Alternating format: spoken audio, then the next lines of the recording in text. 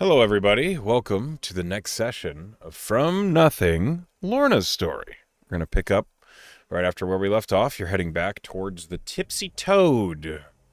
You've had a long day. The longest day, some might say. Some might say that that day felt like many, many, many weeks. But now we come to the end of it as you're making your way towards the tavern. As you are heading your way towards the tavern, roll me a d8. Okay. 2. Okay. You have no interactions on your way to the tavern. The day could have been longer. As you get to it, I assume you're just going to go ahead and take rooms? Yes, definitely. Okay. Lorna has she wants to have a brief conversation with Skolna before going to bed. A private one. Okay. Skolna's like Well, getting her own room. I guess it depends on how it shakes out. the tavern clearly has enough rooms to furnish all of you individually. It's a pretty big tavern. So, yeah, you can, after everyone is kind of situated into their, each having their own room on the second floor of the Tipsy Toad. Each room is simple. What looks like a double bed, a trunk, and like a cleaning basin, and that's it. Mm-hmm. You go to Skolna's room. Uh-huh. Should do like a little do like a little do do do do do do do. You know, that kind of knock that you do. Yes, the shave and a haircut, 2 bits. The door opens, and Skolna, who is still in armor, just opens it and then looks at you. Mm-hmm. She just says, "Do you have a second?" Skolna will step back to let you into the room. She will come in, and when the door is shut, she will look at Skolna and say, we've almost got everybody on board for our little trip to Malcor, but we still haven't talked to Nore or Lilith about it yet."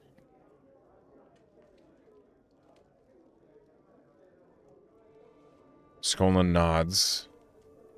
How do you want to deal with that? Do you want to... I know you're still kind of debating Lilith, but what about Nore?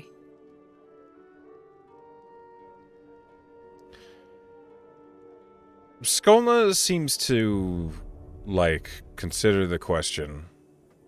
She's standing in the room. She looks at the door, which is now shut. I don't know what to make of Norre. You don't? No. I'm assuming that you've watched her for quite a bit. Skolna nods. What have you gathered from that? What do you think of her? She's careful. Lorna nods. She doesn't ever say everything she means or thinks. If she did, I think we'd all have a lot more hurt feelings. Or maybe that's just me. Skolna shrugs.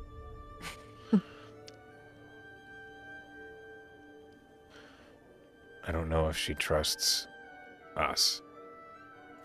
I don't know if I can trust her. Well, she's opened up to me a bit about her personal issues, you know, in Britout, I believe she said she was from, with the demons and her personal vendetta against them, which seems important to her, and I believe her when she tells me that, so she's got to trust us at least a little bit. She wants us to go there and close a portal because she saw that I could kind of do it already. I thought Is that that was trust? not you. It wasn't, but Lily said that she would help me learn it, and that with the help of the Blade Maidens, who are also magic users, we could potentially do what Lily did by herself.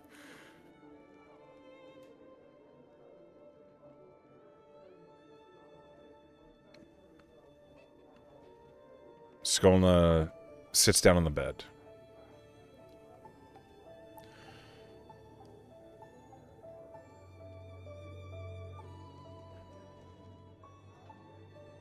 I don't know.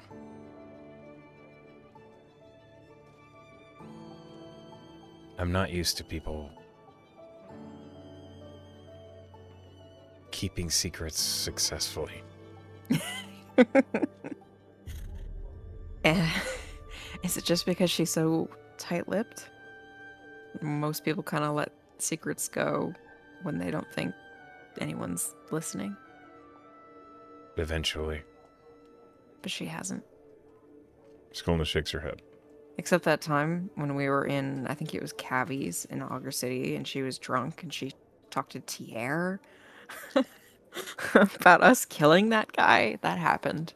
So So getting we to should know get her her seems drunk. to require some alcohol. I don't know if that's a good starting point for like trust and friendship. You're friends with her. I think so. Now that I've explained the whole Blade Maiden portal closing, I'm not 100% sure if she told me that because she trusts me or she told me that because she knows that I'll be able to help her.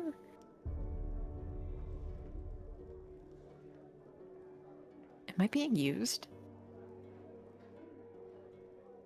Skolna shrugs. I can't read her. Well, that aside, I can make a what I think might be a compelling argument for getting her involved in this process, which is her ability to play counter charm against a creature that's known to be persuasive. That's a good point. And I developed that spell today, you saw, which I'd love to hear your thoughts and feelings on, although I know you're not Skolna just, vocalizer. shrugs. Okay, well, the point of the spell is that I can make him shut the fuck up, but I'm sure there will be instances where I miss or he pulls it off, and there will be instances where he might be able to speak again before I can cover his mouth again. In which case, the counter charm might really save us. When he controlled me, he didn't say anything.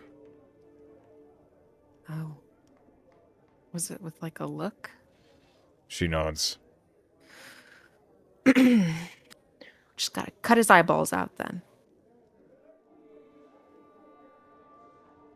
If she can protect us from that, then she has to come. She might be able to. Sounds like something maybe darkness could help with, or I mean, we could even solve this without magic and just manage to cover his eyes. If someone could get in there.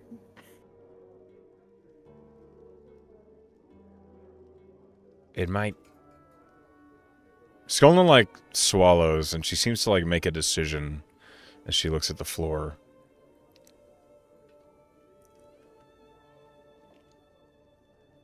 I didn't see him. I stepped around a corner. I was skulking.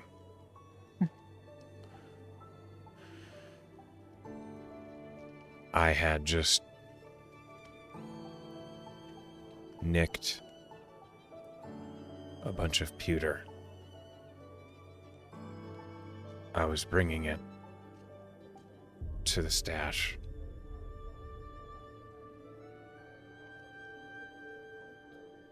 We used to have a hidden entrance behind the fireplace. I was crawling through it, and as I came out of the fireplace, it used to be nestled behind an old abandoned cart that was in the alley behind our house. No one could see in there. It's one of the few places that I used to feel safe.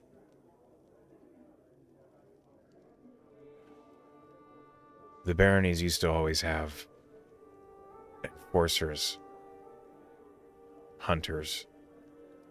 They wouldn't actually hunt you, but some of them, they'd be aggressive about trying to persuade you. A lot of my friends were picked up and taken off to be food.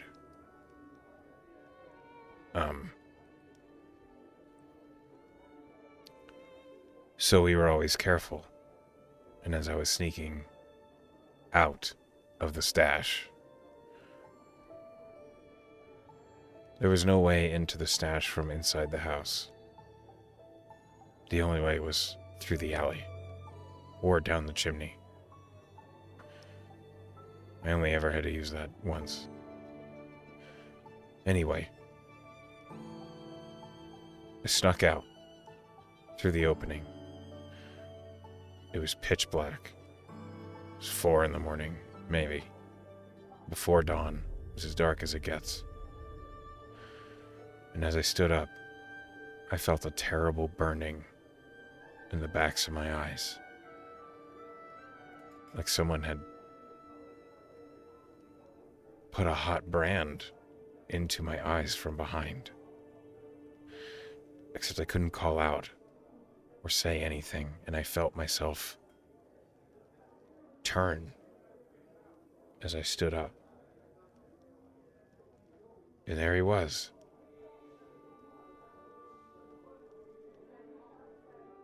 I don't know how he saw me. Maybe he just knew I was there. But that's when it happened.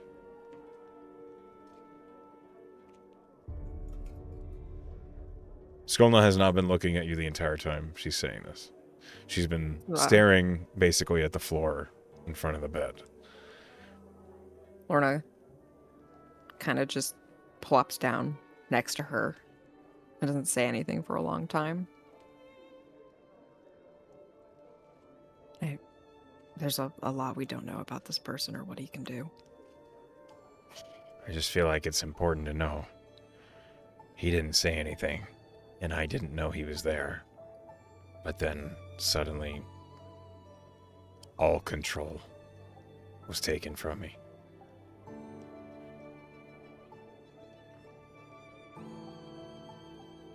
I tried to stop it.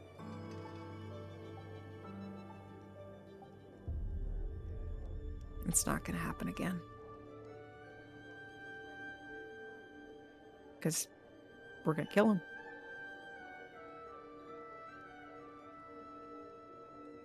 You see she wipes away a couple tears and then nods. Lorna just kind of taps her knee against Skolna's because she doesn't know if she would be allowed to hug her.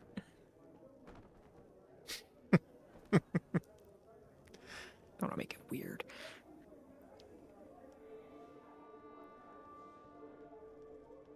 We'll get him when he least expects it and put him in the ground. I used to want him to suffer the same way I did. Make him destroy those he cared about. I don't think he even cares about anyone. Lorna kind of nods without saying anything, because that kind of person does not sound like they give a shit about many people.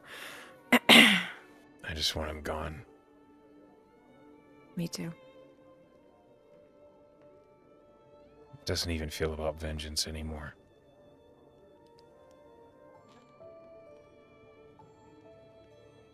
It used to.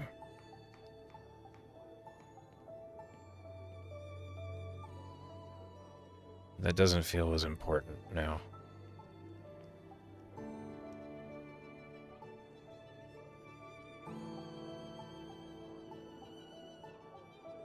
Anyway. I I... know. Go ahead. I'd rather hear what you have to say first before I say my thing.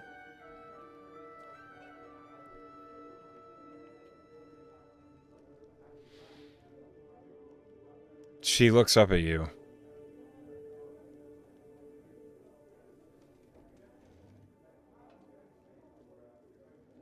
This group, the Nightingales, I care about them a lot.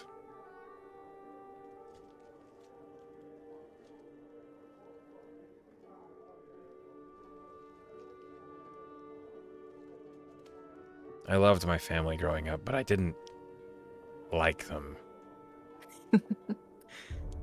We didn't get along. It felt like we were working together because we were supposed to. My mother always... Every day she just spent what money she had, and she earned as much money as she could by giving blood on Hayes.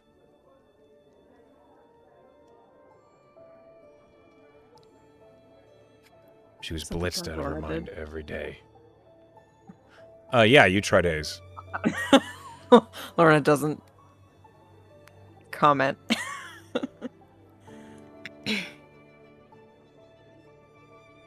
She used to spend every day in the freight yard.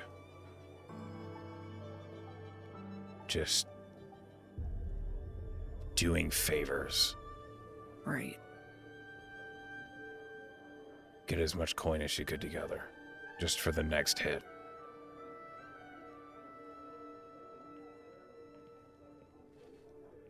My brother used to look after all of us while she was doing that. But I can't really blame him. He was just angry.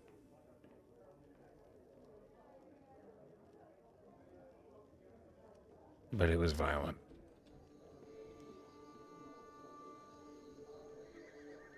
So I used to hide in the streets a lot. Trying to plan my next escape route, basically. And she gives a little chuckle as she says it. Hmm.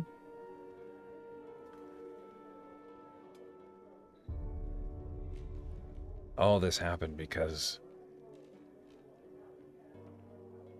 my mom promised my blood to Carcerix for money. Yours? She nods. Why not her own? Mine was the only blood that wasn't flavored by Hayes.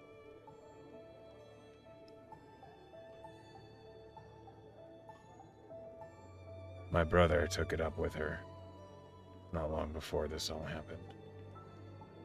And my younger sister, she was... I guess that stuff gets into you while you're pregnant, so...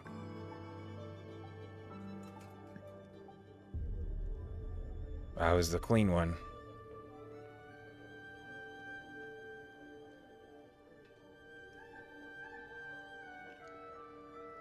I don't know why I'm telling you all this. The point is, I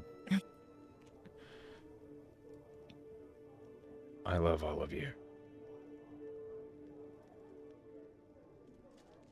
You know we love you too, right? You know that? I know. I can see it. You actually think about what I'm doing, or what you're doing, and how it could affect me. No one's ever done that before.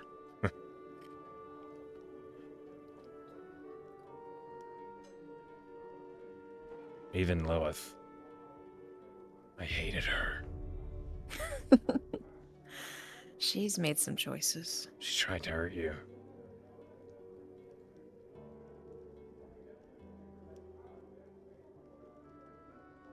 But she's so guilty. Yeah.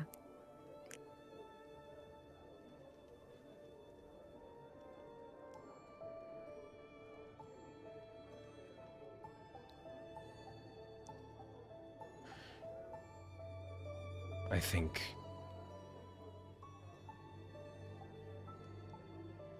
that's why it's not about vengeance for me anymore.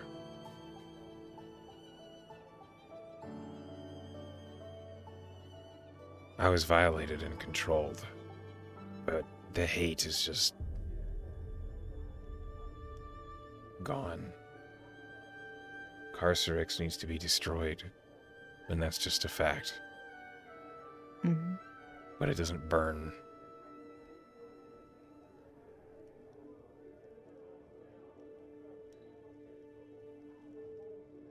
Now that I found all of you, it feels like I have a family that cares about me back. You always have a place here with us. I know. You don't have to say it. Maybe I like to. That's fine. You do what you like anyway.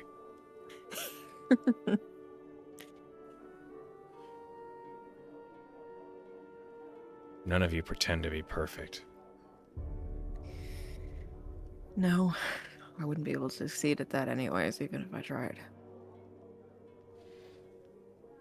Skolna gives you a little smirk, and she says, "Is that a hint at the ego just diminishing a little?" Maybe a little bit.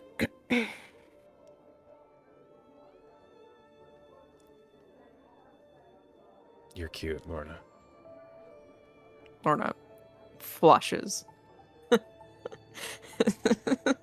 Getting a compliment from Skolna feels like something you need to cherish for the next 100 years. It's the nicest thing you think she's ever said to you. Getting like a verbalized compliment that Skolna chose to say aloud means like a lot. So Lorna looks very flustered about that. Also, I really do want to wait until all this is over. Just in case. Do you think Tierra likes me? Lorna just kind of grins at her. I think that's a very silly question. It feels pretty obvious to me.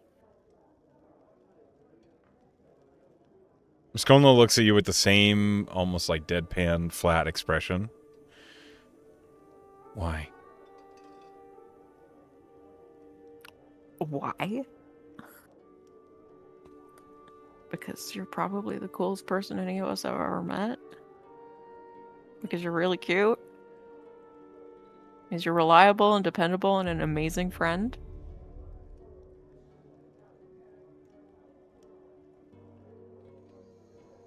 She shakes her head.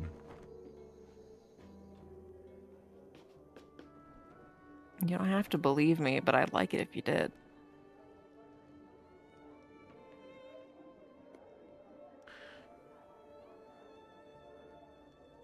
Okay. Does it seem like she believes me? No. Did you notice the way he changed his hair? Yes. I feel like that speaks for itself.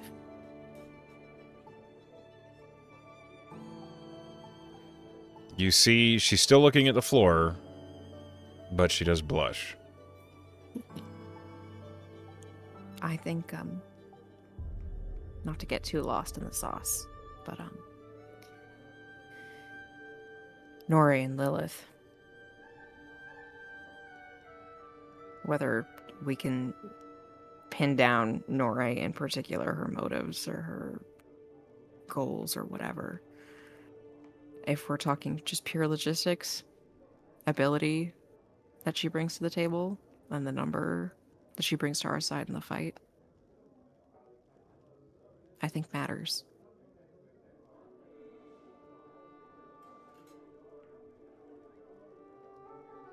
think you're right. But I want to be able to trust her. What do you think that you would need to see for that to happen?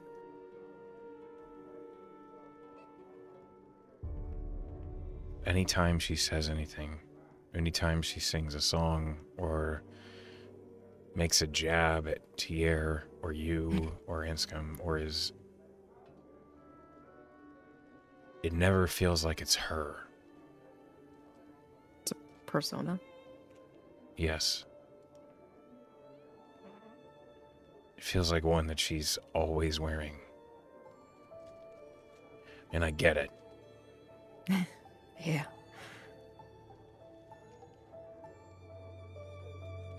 I don't know if she'll ever let her guard down. I don't know if I truly need her to. But it would help. A lot. Maybe just a little bit. But that's not something I can just be like, hey, take off the mask. Can you be real with me for like 5 seconds? I have an idea. I might be able to orchestrate something before we end up going to Malachor. Sooner is better than later, but I'll see what I can do. Do you mind asking her if she'll help? Do you want to not be there for that? I'm always around. That's true, but in the past couple of conversations, you've been next to me. Do you want to be a little less visible for this conversation? I just think it matters more if you ask. I understand. Yeah, I can do that. I'm going to start first and see if I can get a little glimpse of the real Norre, and we'll go from there. Skolna nods. And, how do you want to handle Lilith? Because you seem to know her a little bit better, but she's also not a very good faker. No, she's very easy to read. You feel like you understand her a little bit better now? Yeah. She reminds me of me. If very, very loud. Loud. Yes, loud. Loud's a good word for it.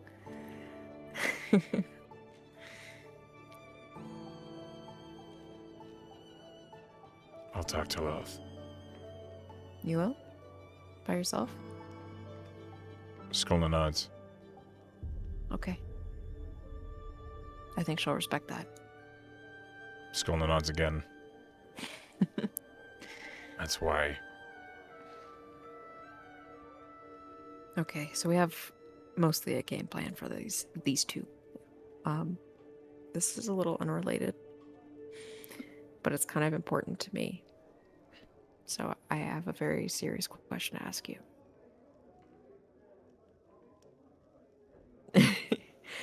There's a goal in my life that if I don't accomplish,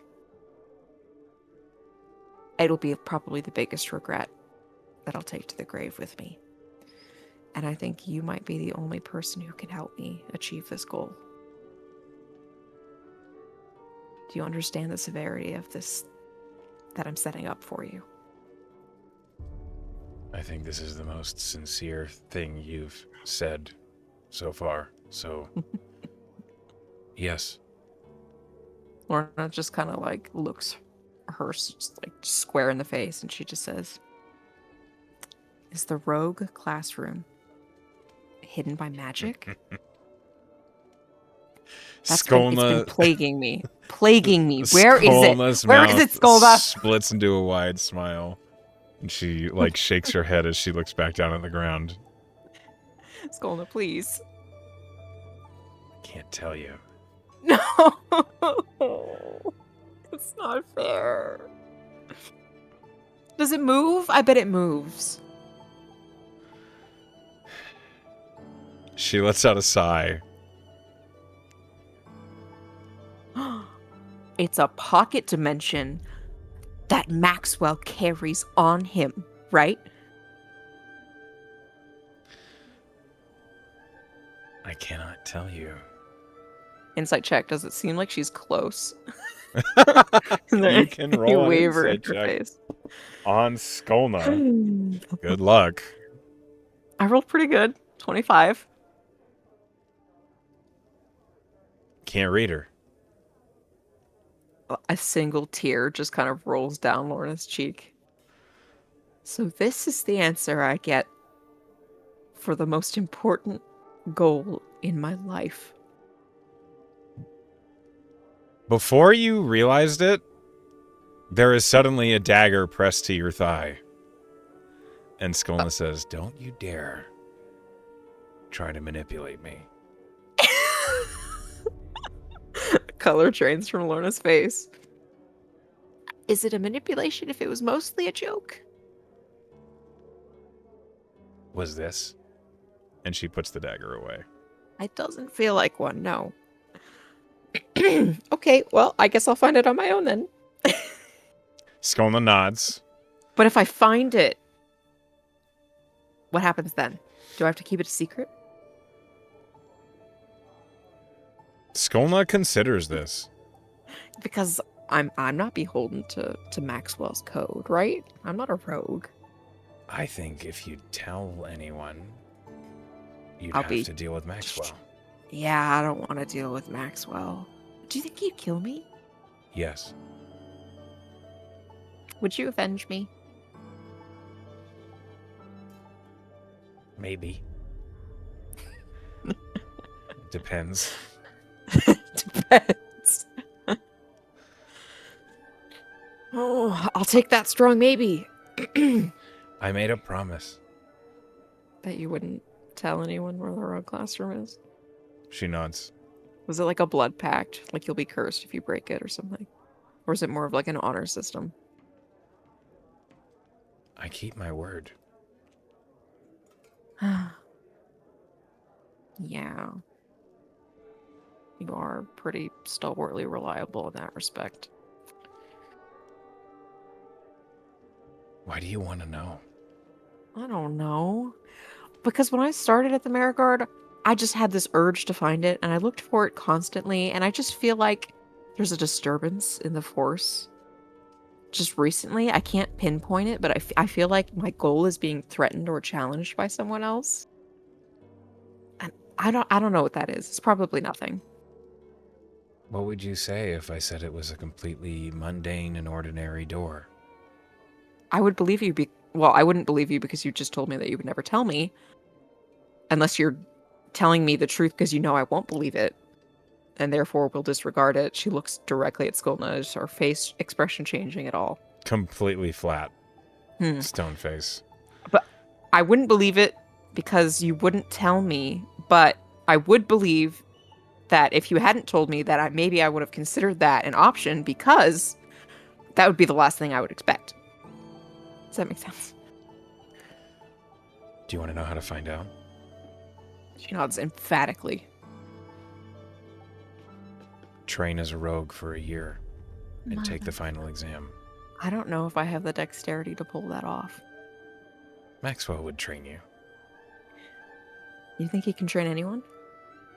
She nods. Have you heard of a young halfling woman named Cassandra? A tiny little smirk quirks the corner of Skolna's mouth. Yeah. Do you think she can become a rogue? You said Maxwell can train anyone. I did say that. Well, They have to want it. And I don't think Cassandra actually does. I think she just wants to be a part of a team. Skolna nods. I just worry about her. I didn't know her very well or for very long, but I care about her. Fuck, okay. Well, maybe she'll get another chance in a different class. Or she'll decide it is what she wants. I don't know. Very That's a good cheerful. point. Very warm-hearted. Good qualities.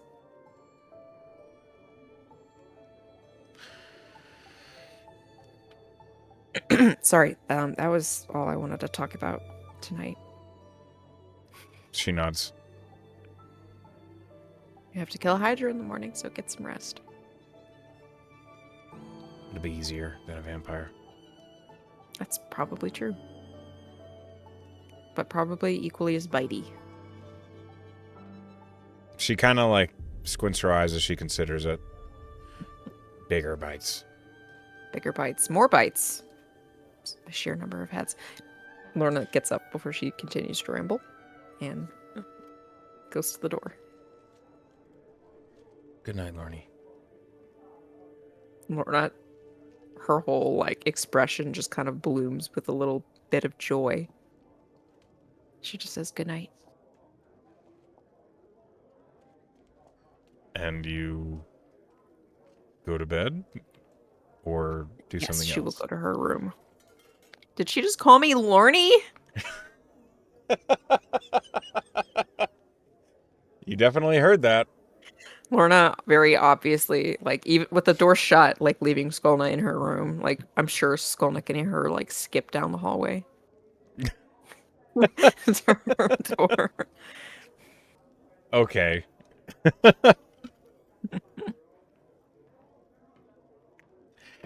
You go to bed after having a fairly deep conversation with Skolna. Okay. Lorna, as she's, like, going to sleep, she will hold her little egg, her little Mistral Drake egg in her hands, and she'll just tell the egg about her day. Okay. Just kind of until she like falls asleep with it in her hands. She'll just be like, and then we did this, and now we're gonna go do that, and she's just talking to it. Okay. Roll me a D100. Okay. 85. Okay. Your night passes without incident. You awaken, rested. If you need to hit the long rest button, you totally should. I do, and I need to check how many charges I get back on my staff. So that's important. I have 10 temp HP. I'm assuming that's from food, so I get to keep that, right? Yep. Okay. And how many charges does my staff get back? I think it's a D12. 2d6 plus 2 expended charges daily at dawn. I'll roll that now. I rolled pretty good. 11 charges back. I think it's back Go, to full. Lorny. Almost.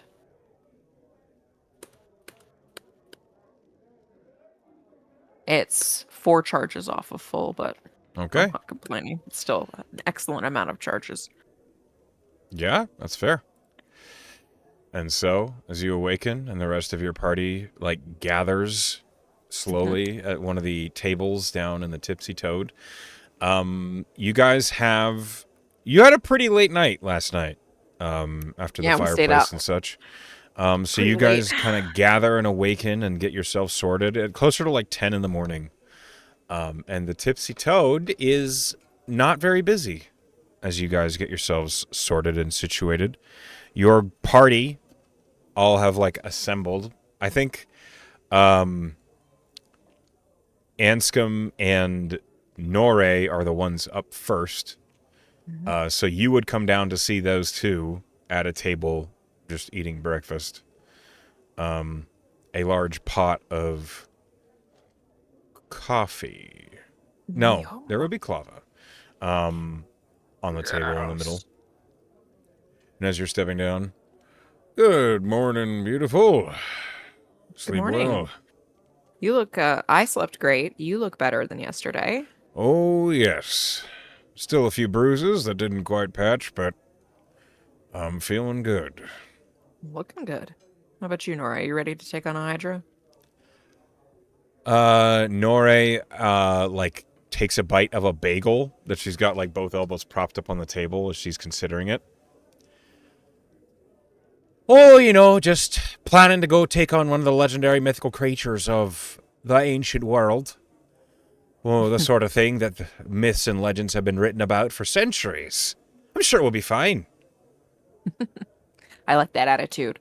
Um, both of you remember it is strong against fire, weak against cold.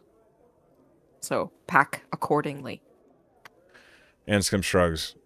My sword only does one, so That's right. it'll Okay. still Well, still hurt, but it'll do the job. Yeah. Okay. unless Okay. do you think Skolna will lend me her freezy stabby rapier? Lorna kind of squints at him. Aren't you more of a strength-based weapon fighter? Do you really think I can't use a rapier? I don't. It's not that I don't think you can. I'm more darting around the point of you asking to borrow something from Skolna. Like, I understand where you're coming from, but I am also a little affronted that you think I haven't been trained with a rapier. I believe you can use the rapier, Anscombe. I'm just actually I don't know why Skolna would withhold something she thought might be beneficial to the group, but it's hers, so she may as well use it, right? Well, we'll find out.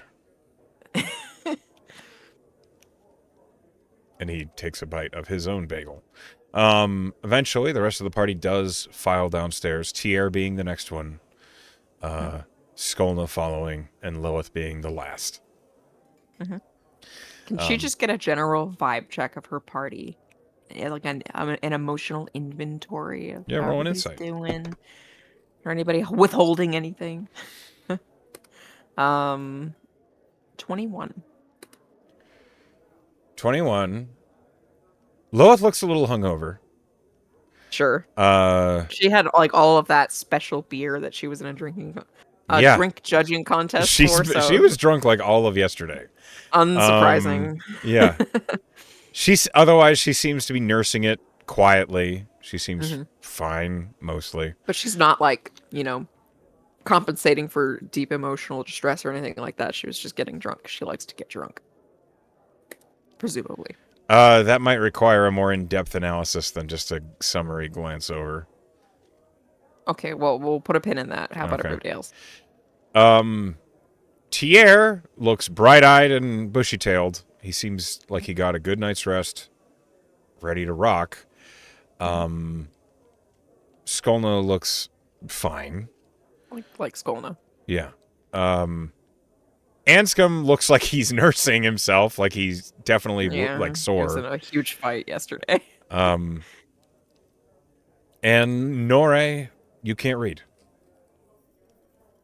Lorna like just nods to herself, like, yeah, it's she's hard to read.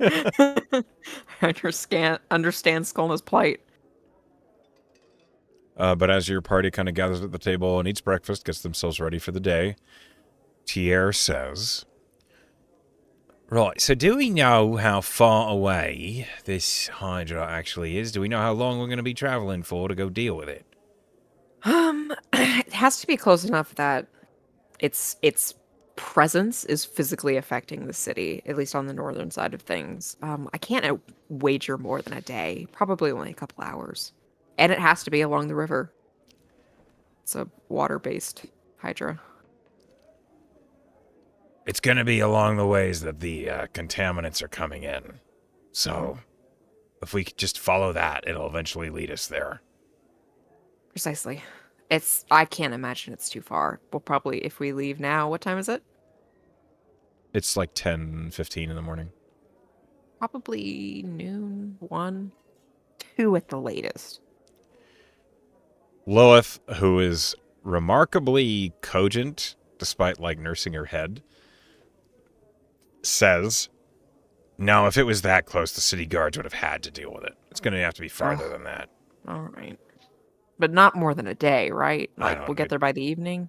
Logistically, it's hard to guess. I mean, if it's too close, the nobles would have had to deal with it for, fear of public outcry. If it's too far, there's a chance that the contaminants wouldn't have even made it to the town. Right. So Let's ballpark like 6 p.m. Tyr looks at Lilith and it's like, you're remarkably logical today. And Lilith is pinching the bridge of her nose. City planning was part of my family's shit. Okay, I don't like it. But it's like an interesting side of you that I didn't expect to see. Yeah, well, I'm full of surprises. Is there any magic user here who has an open slot? Open, how do you mean? Like, Item slot? yeah. I have, so she kind of pulls out and twiddles between her fingers, the dean of the the civic college, his wand. They still just have that. Nore. Anyone benefit from this? Nore looks up and says, "What's it do?" It it's a +1 to your attack and spell save DC, and you ignore half cover. I mean, I could use it. I But don't really. is it better than what you currently are holding on to, or is it not so much of an improvement? She holds up the staff of replenishment, which That's is pretty just sticking good. out of her pack. That's pretty good in a pinch. But I don't have anything else that's attunement, so. Oh, well, what are we talking about? She hands it over. So it's a wand of the War Mage? Yeah, +1. Okay. Hold on. Let me just edit I that. actually hands it over to Norway. She says, "Professor." Yeah. No, I don't like that at all. Put that away. But she does take the War Mage and she considers it, like weighing it between her fingertips. Well, I suppose I could use it as a drumstick. You could. Or if we put some horsehair on it, you can strum a fiddle with it. That's not a terrible idea. Or conduct. Is Lorna doing that while saying Yes. that? I think out of amusement, Nore would like mock play the lyre just in tune to your silly little conducting. As I gesture wildly because she has Yes. no proficiency in an instrument, so it's completely just a mess. Yeah. After a moment, Nora just says, "I can't get any louder. You've said louder like 4 times. I don't know what I'm doing. This mimicry has gone crazy." Oh, as she had pulled the wand of the War Mage out of her bag, and as her hand was still kind of digging through it, she says, "This is quite useful, I think. I have a scroll of protection against poison, and this Hydra is going to be poison out the ass, presumably. So that's Out one the ass? instance of this. That's Out, well, disgusting. probably not out the ass, more like out. No, of it its is many out the heads. ass. Look at this whole town. It's been fucking with the whole thing. That's true. So I was thinking, one of us. It only lasts for an hour, so we obviously have to do it when we're closer. But one of us could benefit from the effects of not being as susceptible to poison. Who do you think would benefit most from this? Everyone kind of turns and looks at Anscombe. What? Well, you'll be right up in there, won't you? Yeah, well, so will Lilith. Lilith, like, looks at Anscombe and says, "I don't want to use a fucking scroll." Well, Did you not know how to? Lilith, like, stares a dagger at you. Well, puts over her hands like, well, just ask them. I don't bother with magic. And you hear Skona quietly say, "Bother or understand?"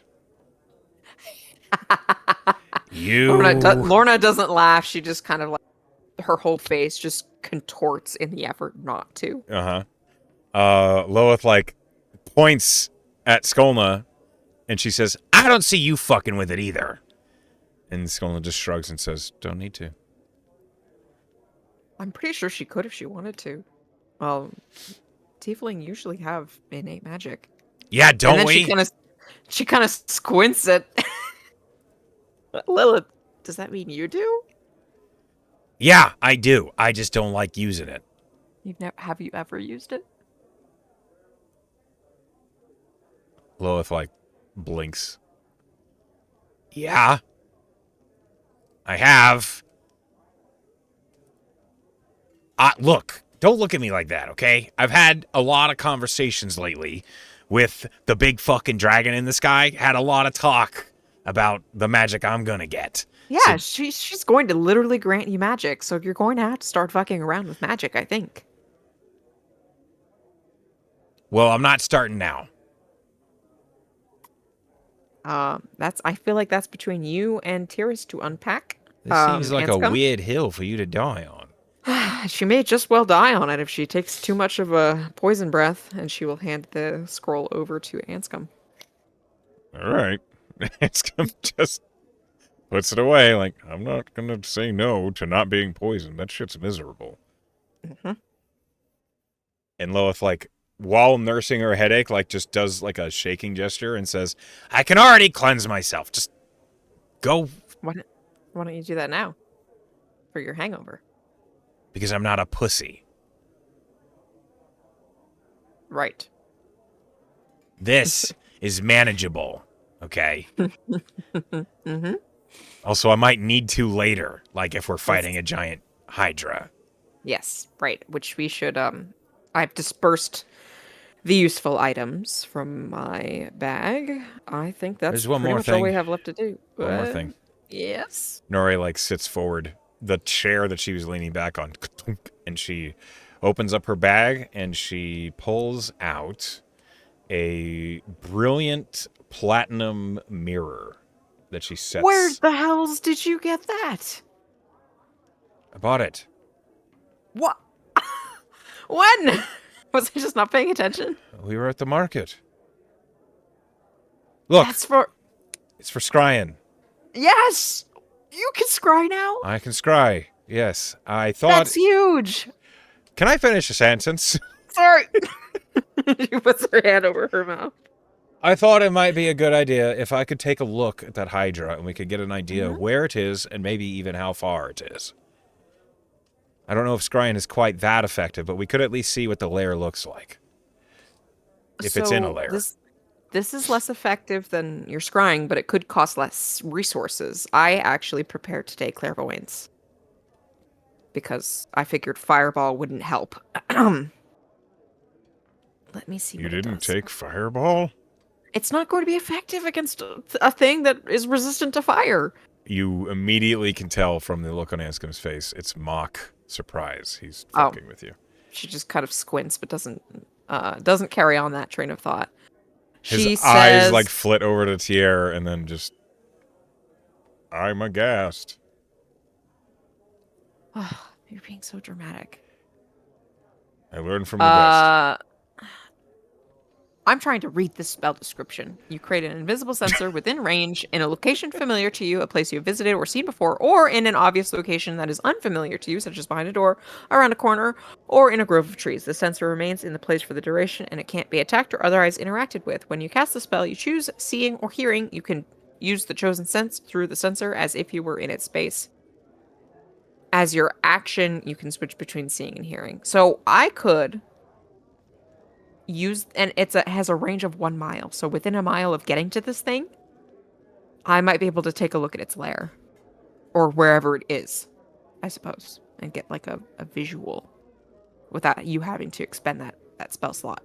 That would be much cheaper. Yes. Why don't we do I don't that? want you to scry on tons of stuff because that sounds cool as fuck. But maybe for this situation, Right. Let's focus. Let's use that when we maybe get closer or learn exactly where it is. We can like use if we that. see And if we need more Okay. information, we can big out the bing gun. Because if we get to a place and we're like, oh, it's in that cave or in this grove of swamp trees, I believe it's some sort of swamp area, I could just send the sensor out. So let's start there and go from there.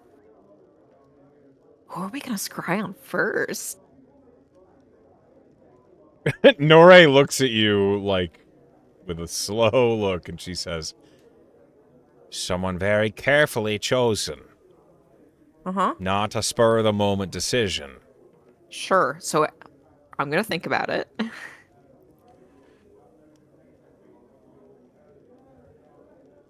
Like the master. She's probably protected against that kind of stuff. Protection from divination, it seems, is pretty common, especially in the cases of political figures, powerful folks Right. that need to have wards and such. Unless you know they're going to be off guard.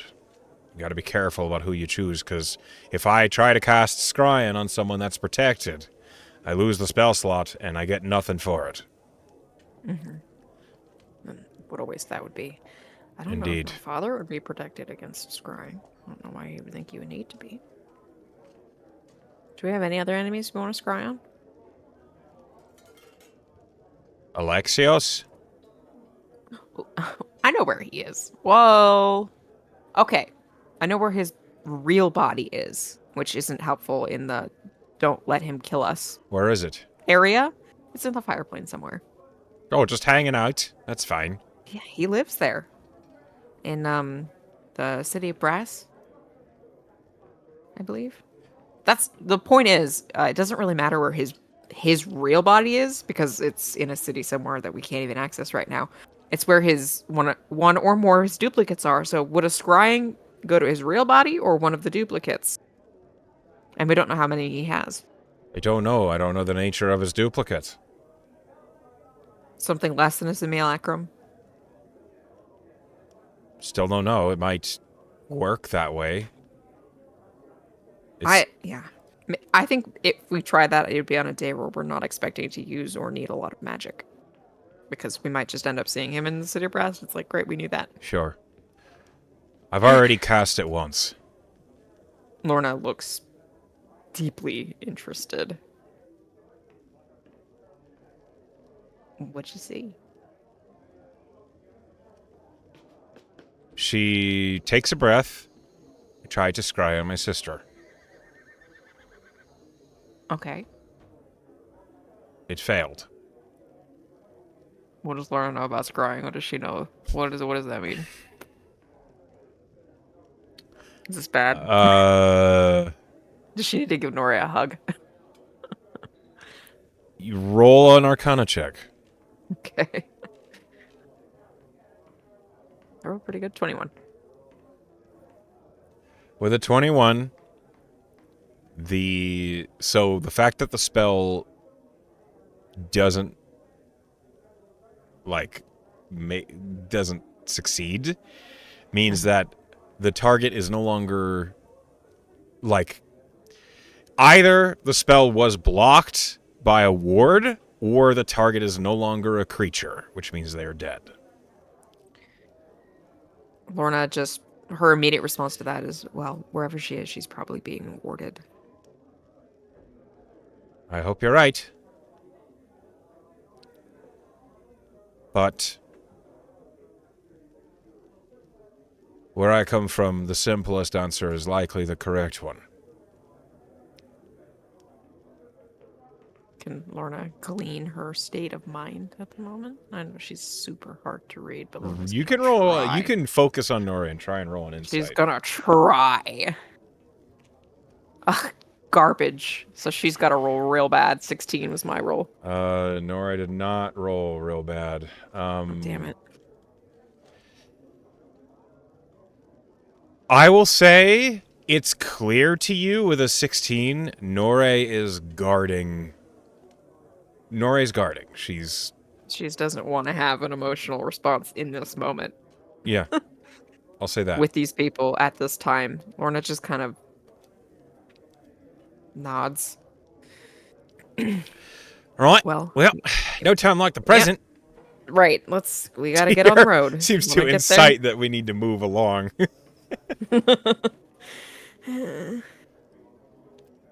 So, with the sudden, burst of motion, Lilith's like, fuck. And she just stands up and chugs the remaining water that she had in front of herself. As you and your party kind of gather, You're going to make your way out of the Tipsy Toad and northwards. She tells the whole group to keep their eyes peeled for Vigo's tiddlywinks or whatever they were called. Vigo's Vanguard. Oh, I know. Am I a joke to you? Maybe they are. Good God. Am I a joke to you? As you're making your way north, please roll me a d8. Silly boys. Fuck. 7. Roll me a d100, please. 84. Okay, hold on. That's one less than the last D100 I rolled. It is. Okay, so 84.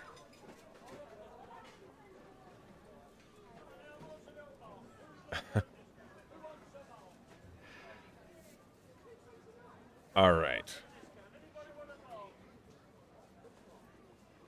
There is a small cluster of people around a very artificially grown tree that's on the side of the street heading north. You have not even made it out of the city walls. There is this kind of spindly tree that reaches about 30 feet high, and you see there is a small cluster of people that are all around it. You can choose to investigate as you hear, like, one person kind of distressedly going, "Come on! Please, come on! Just here, this side!" Like, calling up into the tree. Or you can choose to ignore it. Is it a cat in a tree? Roll, Because that matters. roll an investigation check. Lorna, who? This is Pen now. Save that kitty cat. Oh, amazing. 28. With a 28, you see up in the tree is not a cat. It is a crag cat.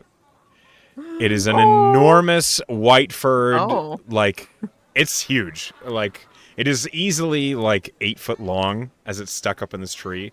And you just, like, this nobleman is like, "Come on, over here, please." And the crag cat just... and, like, there's a couple city guards among the crowd, and they're trying to keep people back. And you hear, like, one of the guards say, like, "Look, if he doesn't want to come down, we can't make him. He's just going to hurt someone when he drops." And, like, the nobleman's like, "Nonsense! Whiskers is friendly to everyone. Now, please, just this side. Come on, I've got meat." And he's, like, holding it up. Lorna looks at Tier. Can you speak with animals? Right? Really? Right now? It's a kitty cat. It's a crag cat. It's not. It's a craggy cat. You have a kitty cat. Like, Tier, like, looks behind him, and you see that Iravane, the stone panther, is, like, on a rooftop, just, like, pacing along, watching what's happening. Just curious, and out of sight from anyone too obvious. And Tier says, like, "Yeah, I can." Just ask it if it's okay.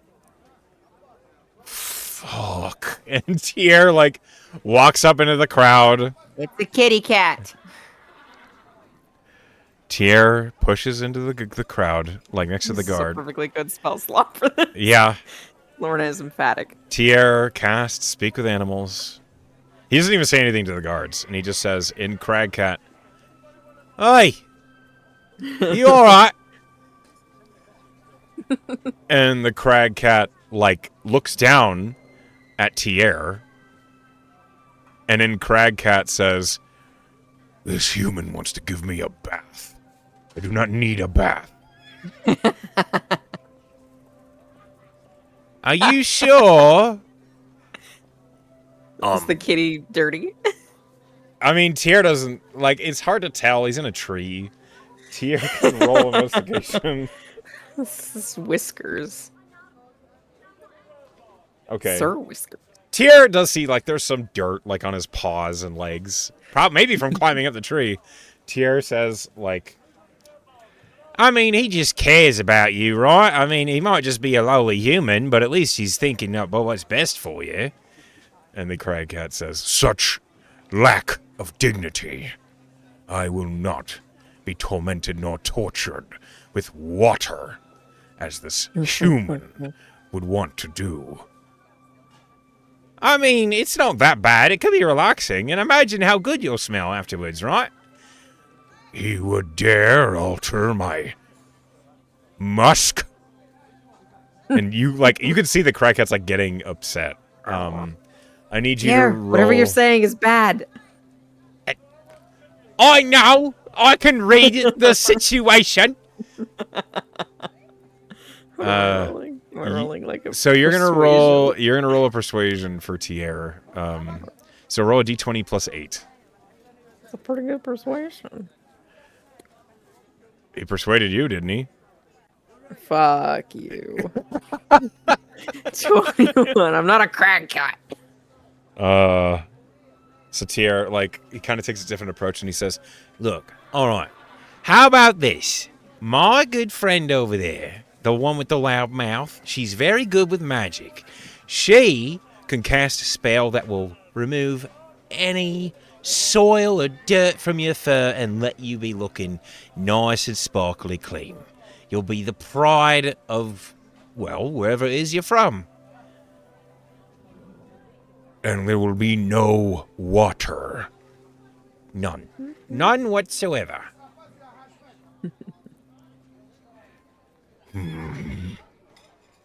If there is a betrayal, I will slay you, elf. You know, that's fair. That's fair. You know, I'm not going to give you a hard time for that, but there will be no water so long as we're involved. And then Tierre, in common, "Hey, Mr. Noble! Mr. Nobleman?" And the noble who's, like, holding the meat up, like, whips around and says, "What? Yes. Hello? Adventurer?" And Tierre says, "Right, so I just had a conversation with Whiskers. He doesn't want a bath," is what the answer is. And the nobleman, like, put, like, the arm holding the meat, like, droops, and he says, "Okay, but Whiskers got in the condiment. Got in the condiment bag and has mustard all down his back. He needs to be cleaned." And Tierre says, "Well, you see, that's where we come in as adventurers for, you know, the low price of just 10 gold. My friend over there, you see that? The short one with the loud mouth?"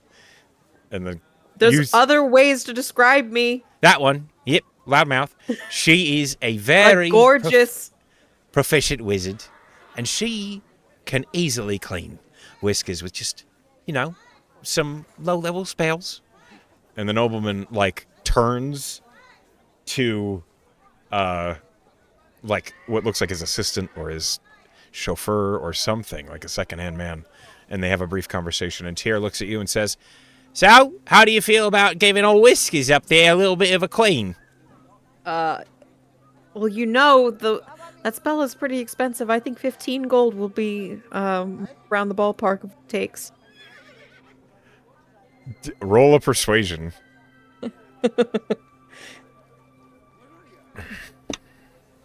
24. Okay. The nobleman, like, is having a conversation with his second-hand man. Basically, it looks like a butler or an assistant. And he looks at you, and then at Tierre, and then he says something else. You see, like, a flash of coin, and the nobleman says, Yes, very well, we'll pay your fee. Please, if you could, just get Whiskers cleaned so he'll come down. And if you could, Mr. Pink-haired man, tell Whiskers I will not try to bathe him after he's clean." And Tierre looks back up at the crag cat, and in crag cat he says, "I got you covered, mate. It's not going to happen. She's just going to magically cleanse you, and you're never going to have to touch water again. Except probably with your mouth." And the crag cat just, "This is acceptable. Allow her to perform her magics. But again, if I get wet, it is your flesh." The second-hand man approaches you, Thank you very much for handling this small inconvenience. If you could please perform your spell Oh, on certainly. Whiskers. Yes, Whiskers will be right as rain, but without the water. She will approach the crag cat in the tree. Yep, about 20 feet up. She will cast Presty. Okay, you do any sort of flourishes or anything? Oh yeah.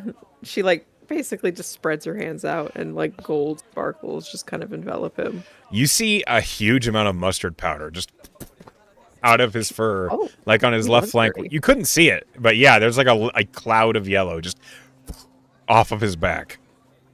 When the Presti is finished, you see like the crag cat is like looking back at his fur, and he like licks himself briefly, and then Does he lands. do the huge wind up that cats do and they have to get like a Of part course he he can't does. really reach? It's like on his back, but it's a crag cat, so it's literally a large creature, and he just lands down next to you. And the nobleman just, Whiskers! Oh, thank goodness!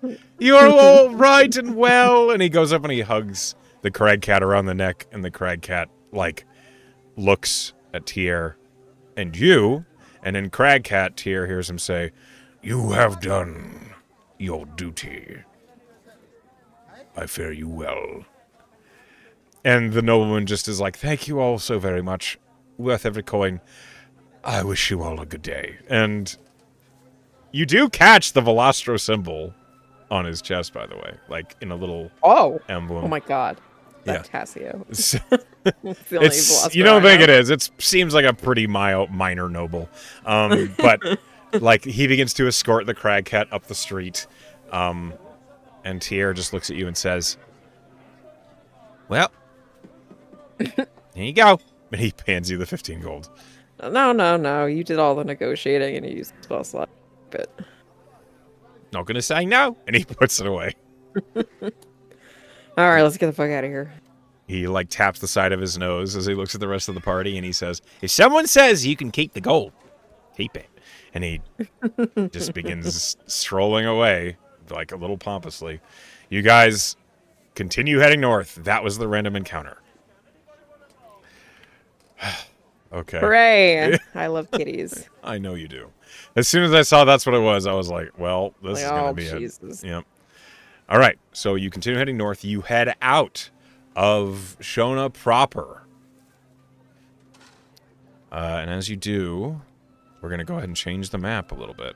I'd like a marching order. I know I said Tier is in front, but you could change that if you like. No, Tier in front makes sense. Lorna will be third. Maybe Tier, Anscombe, Lorna, Norre, Lilith, Skolna. Nore Lilith. Okay. Sure. Okay.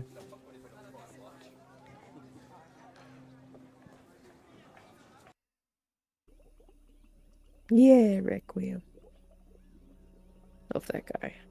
All right. As you are making your way north, you are following. So there is the river that runs alongside Shona. That it seems to like travel near it and parallel to a lot of the roads and stuff. And you do know that that river is definitely where a large portion of the water supply for Shona comes from.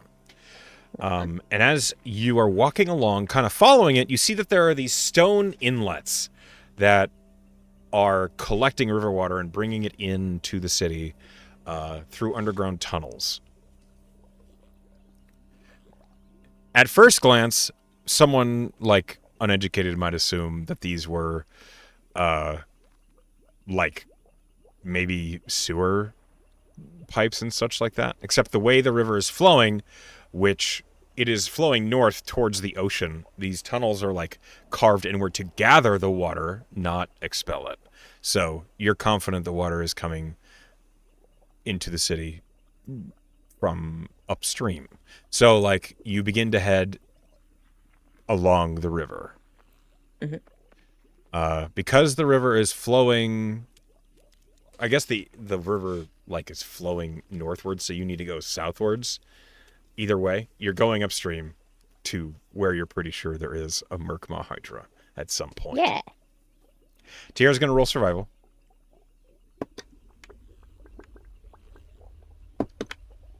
Okay.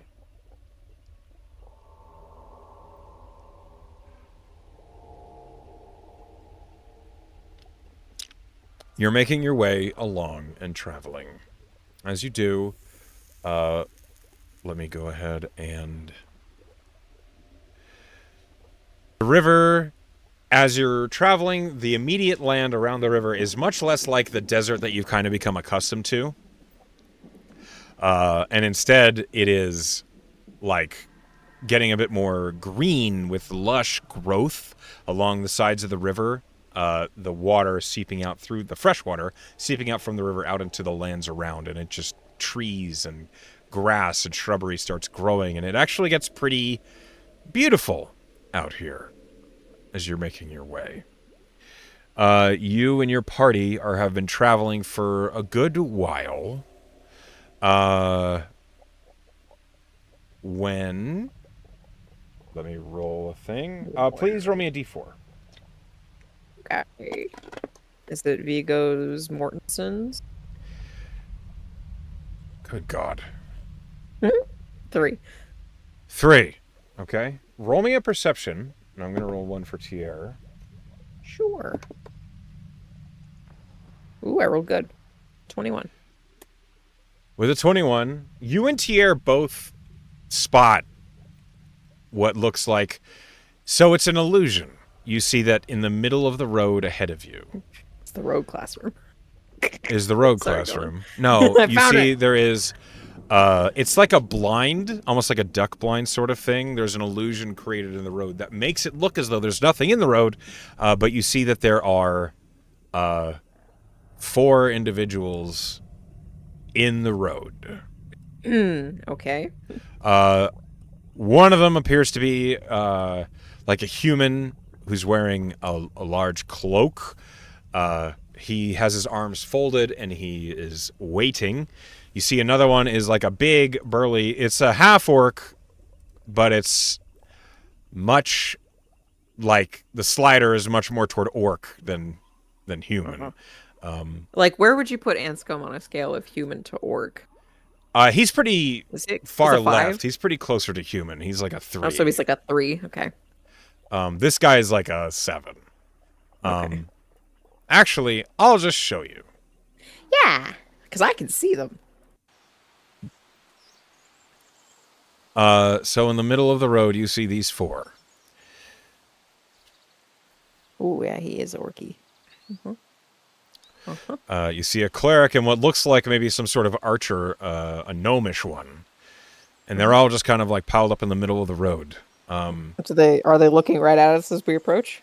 Yeah, they are. And as you and Tier both spot this, no one else in your party seems to, but Tier, like, slowly slows his pace, and he says, "Okay." Oh, hold on. Let me take over. Okay.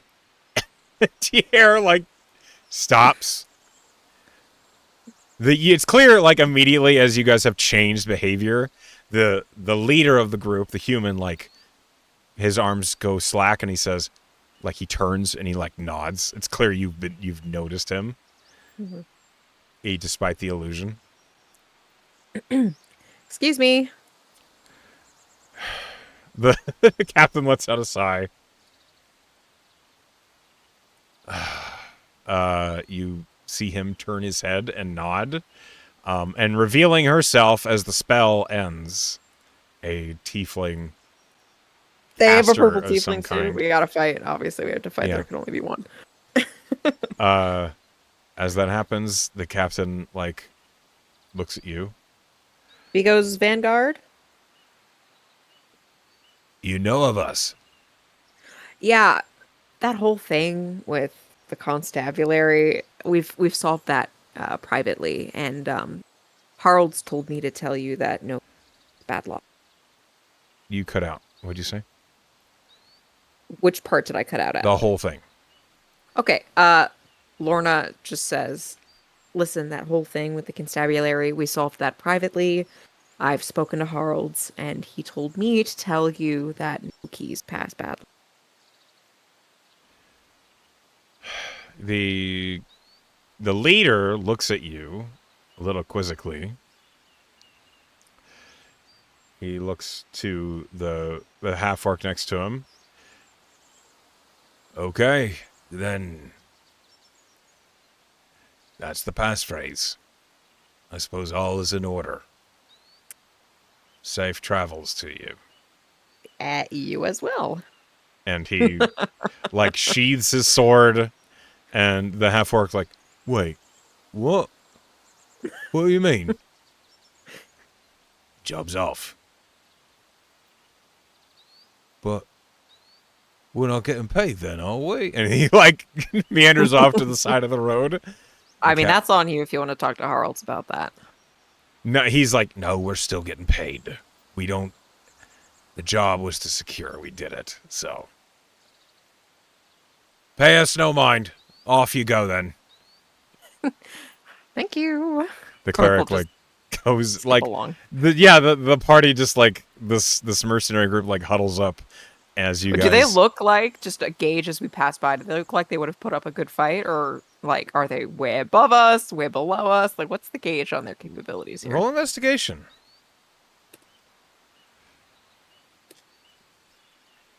Ugh, it was good, then it was less good. 14. So at a glance, the half-orc has a lot of magical gear on him. Taking him. They seem... It seems like it would have been a pretty rough fight if you had to fight it out. And they had... Well, they thought they had the jump on you. But you managed to see through the illusion. Did it seem like they were going to jump us before talking? I mean, They were hidden in the middle of the road. it does seem like they were set for an That's not ambush. what they were told to do. They were told to talk to us first. You don't know how their mechanics were going to be. Maybe they were going to try and restrain you and have a conversation under duress. You don't know. You can assume That's whatever you true. like. Well, Lorna gives a wink as she passes by, and they go on their way. Okay. You have disarmed what could have been a dangerous encounter.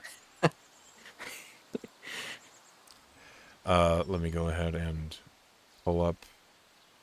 Yeah, we'll use this. Well, yeah. You have bypassed a dangerous encounter, and as you make your way northwards, or rather southwards, why do I keep saying north? Goodness Because gracious. rivers flow to the south? No, the river is flowing north to the ocean. Yeah, but don't real rivers flow from north to south? No. They flow in the Really? direction of water that they are draining. Okay. Go ahead and fact check that, because you're about to be sad. Don't even try me on my About to be- hydrology. It's true that most rivers flow south. Okay.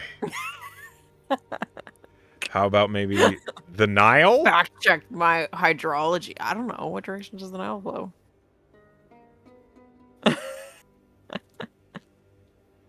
I mean, you can keep going. No. By all means. You're right. It does flow from south to north. But it's Yeah. unusual. It's unusual. It's not standard.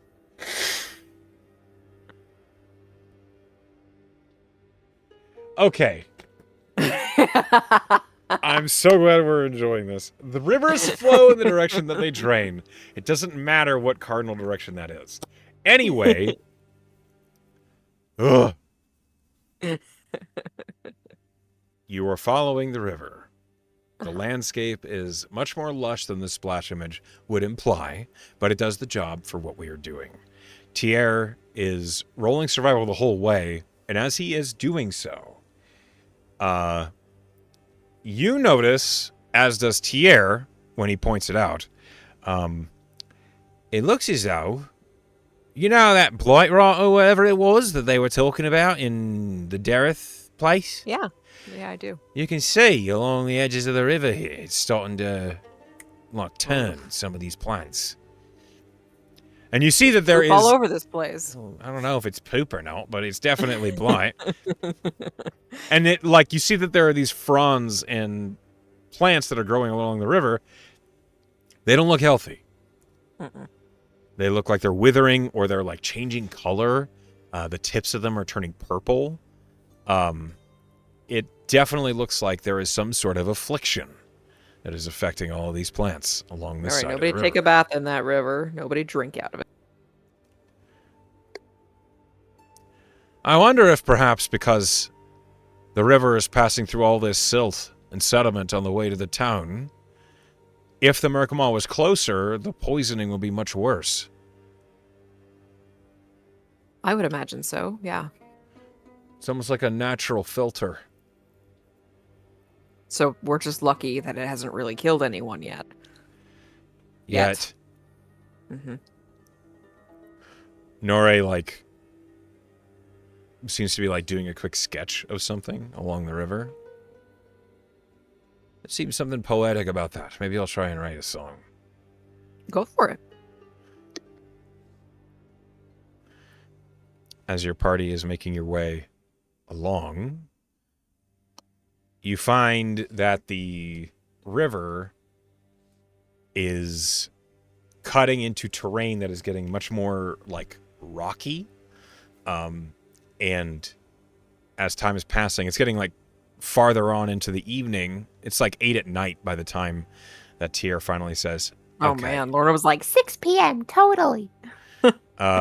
Tier, like, by the time it's 8 o'clock, Tier says, okay, we've been traveling all day, and I think we're probably getting close, but it might be wise it might be wise to camp before we actually, you know, get involved.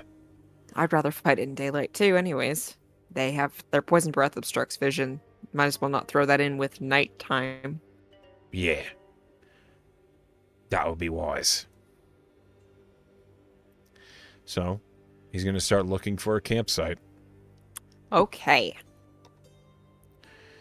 Okay. With a 15, Pierre does manage to find a place for you to rest near the river, but kind of like secluded amongst these high cliffs.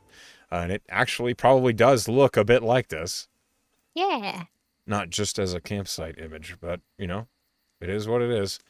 Lorna asks Nori to make the hut.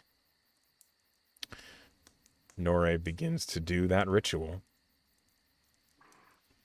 Let me see here.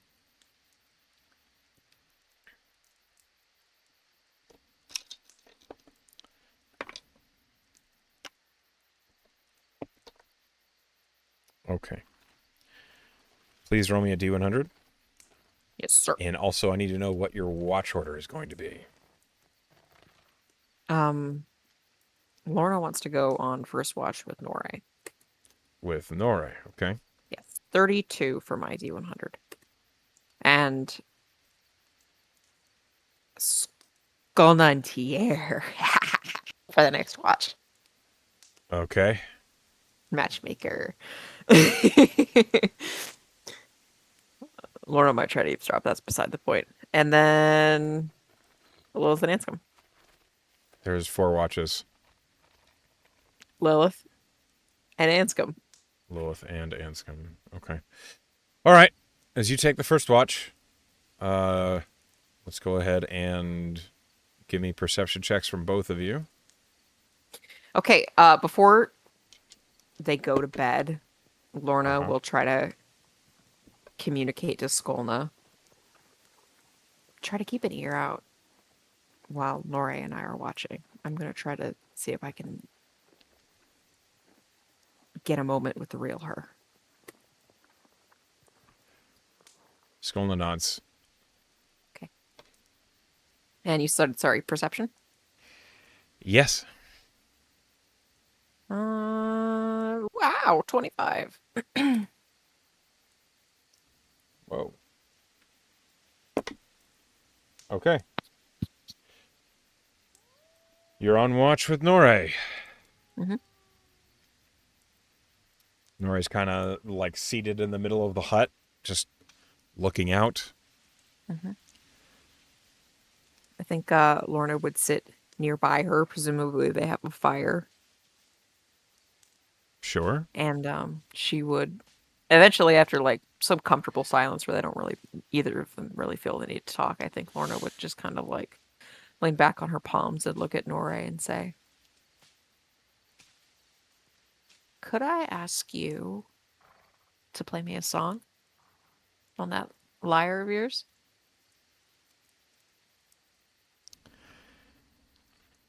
Nora glances over at you. Did you have one in mind? Kind of. Okay. I was hoping that maybe you'd play a song that really reminds you of home. That maybe it was your favorite growing up or has really good memories attached to it. Huh. I just want to see what that kind of music sounds like. Nora considers.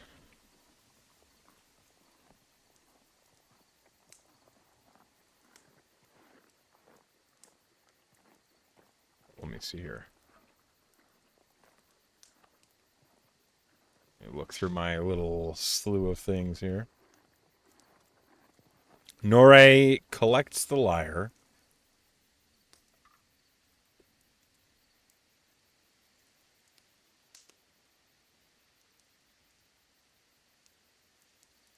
Are you sure? Yeah. Whatever you want to play, I want to hear it.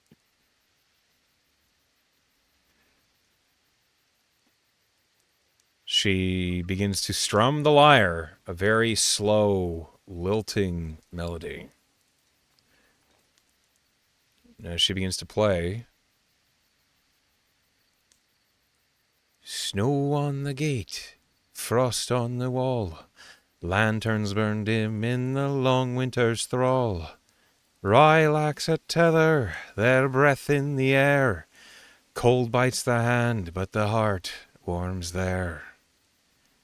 And she continues on, playing a song that sings comfortably and quietly of a frozen land in a city that bastions against it. Redoubt, the frozen keep, as it's described by the song, where the river dreams beneath its sleep. And the song is slow and lilting, but there is definitely a nostalgic color to it. And the song itself seems to play on for a long time until finally the last note. Oh, redoubt, my frozen keep, where the river dreams beneath its sleep. The wind may cut, the night may groan, but my wandering heart still calls you home. And then she sets the lyre down. That was beautiful. Thanks.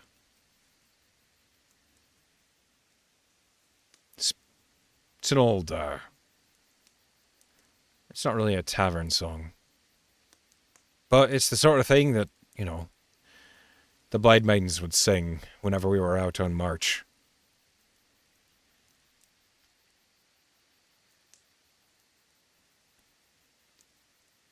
How are you? How are you feeling, Norway? Roll a persuasion check.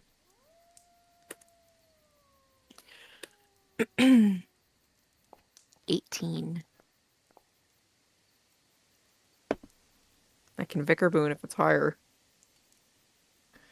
I can't tell you if it's a success or a failure, but with an 18, Norre, looks down at the lyre, brushing some soil off the edge of it. I've been better, Lorna.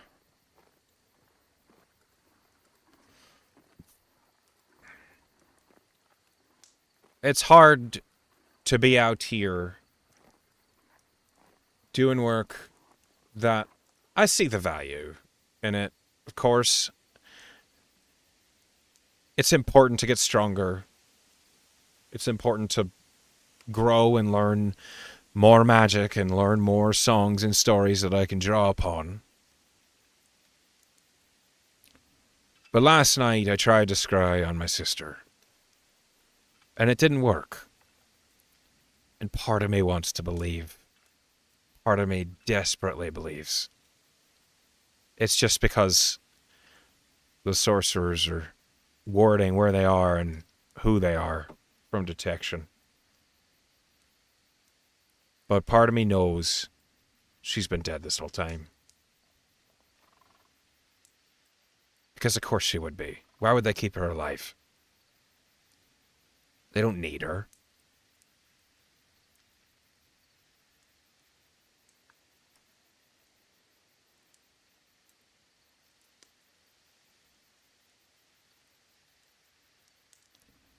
I could try to send a message to her. It's the same.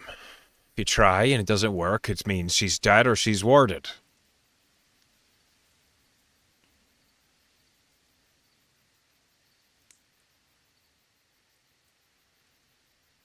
There'll just be more of the same unknown. And there's plenty of that.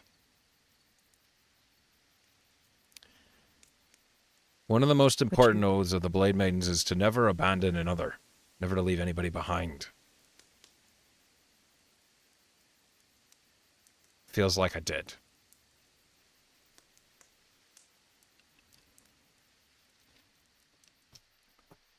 Would you... I take it would matter to know for sure, right? As opposed to just having to assume. Of course it would. But how could you know? Lorna looks up. She doesn't really totally believe this will work, but she looks up at the sky. It's night, isn't it? Yes. It's like 9 o'clock at night. Is the moon in the sky? Let's see. It is a clear night. You see there is a half moon. Okay, it's better than no moon. I think Lorna she'll look up at the moon. She'll kind of lift her hand and touch that little mark that Luminos gave her. And she will pray. Okay. And she will ask, Luminos, I know I'm not a cleric of yours. I know I'm not at a shrine or a temple. But I'm looking at you right now, and I have a very important question. And it would mean so much to my friend to know the answer, whether it's good or bad. I would like to know if Nori's sister is still alive.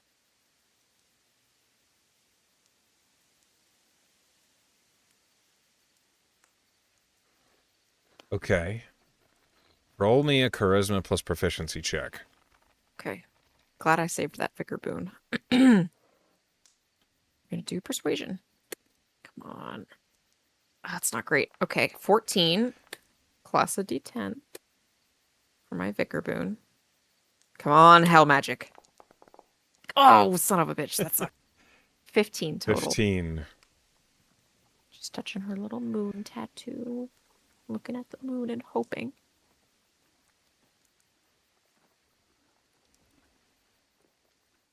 You are at night beneath the moon with a relic of hers. I got that moon orb too. Yeah. As you pray to Luminous.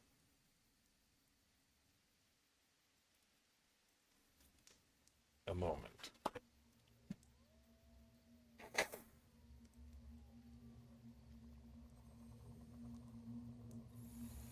I think prayer is a thing that is fairly new to Lorna. It certainly is. But this feeling of presence,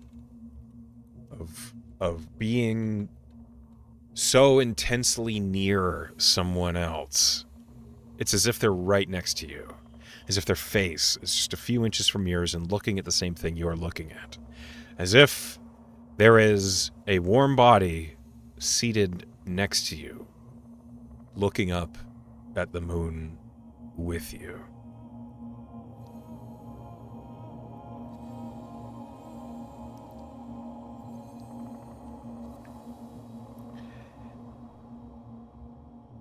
It's always a beautiful sight.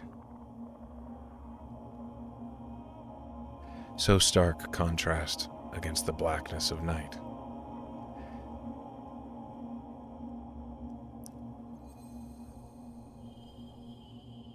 I find myself looking every chance I get. But some appetites,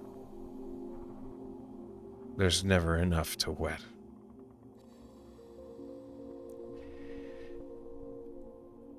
You ask for your friend. If the one they love still roams the mortal coil. I am no all-seer. I can only see what truths that are revealed to me. But I fear this truth is one that can only bring grief.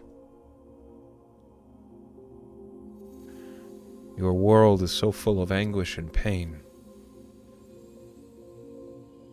I feel it falls on my shoulders to alleviate much of that loss.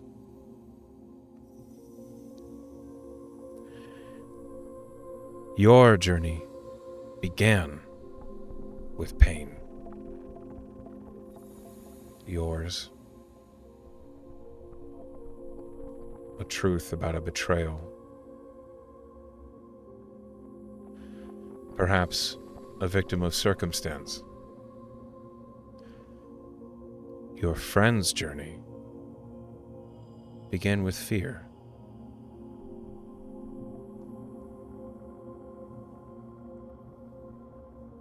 Fear that she's not enough. Fear that she could never be enough. Perhaps that fear is what brought you to her, or her to you.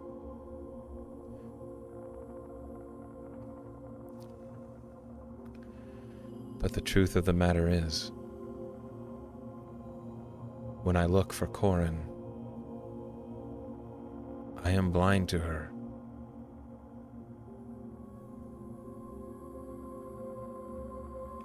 She may not be on those frosty slopes anymore.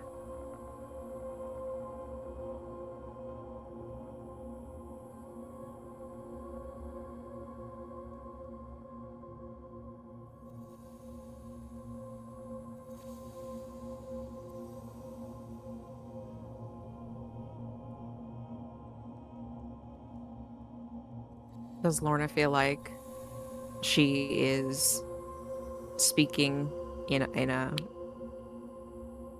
a truly I can't know, I don't know, or is she leaning more towards it is safe to say that she is not alive? You're asking the DM for clarity on this God's message On to God's. you. Roll me an insight check Okay. to see if you can glean what it is the God is trying to convey to you. Oh, good. 23. There is a weight behind Luminous's voice that tells you she's not speaking in riddles. She believes Nore's sibling is dead. Okay. She, however, is acknowledging the fact that she's not a goddess of knowledge. Right. She could be wrong. As the prayer reaches out and the presence seems to dwindle from around you, it's as though the night seems to just return to normal, but in a way that is like slow, as if a mist just like settles around you. And when you come back to present, basically cogence, you realize you have been staring up at the moon for quite a while and your neck hurts. And you hear, Lorna? You alright? I think when like Lorna looks back at Nore with her, her cogency, there's probably just kind of tears running down her cheeks. And she says, I asked Luminas. Just now? Yeah. Nore, like, kind of scrabbles around the fire pit next to you. And she sees that you're crying. She, like, brushes away a tear and she says, I think I know what you're going to say.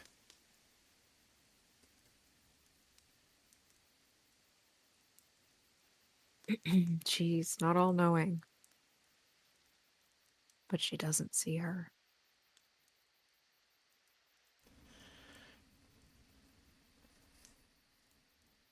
Nore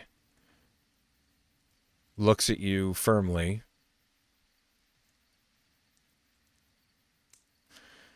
Aye.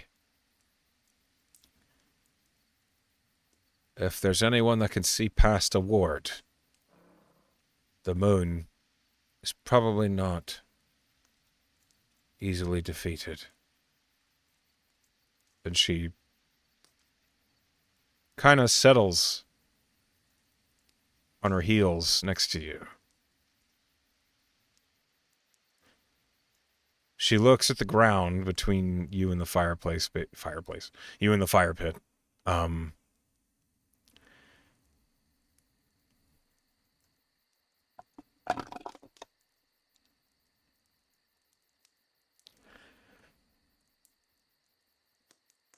I don't.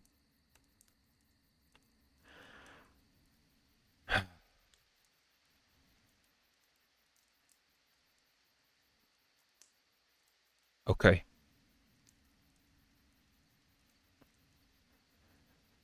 Better that than to be used for some foul ritual or to be drained of every bit of her soul. Better dead. Better dead than to be used by those wretched sorcerers. At least she's at rest then. I think while Nora is kind of rationalizing her thoughts and feelings at this news, Lorna doesn't say anything, but she just pulls her into a tight hug.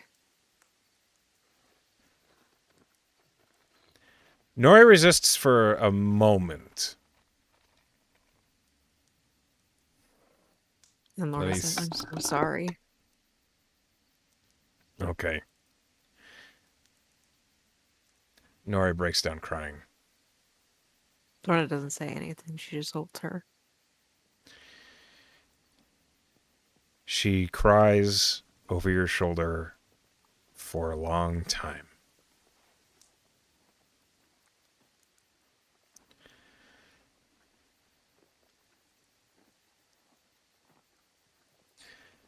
I think that on this dark night, under a clear sky, and Luminous watching, the reality of Nore's sister being gone and Nore feeling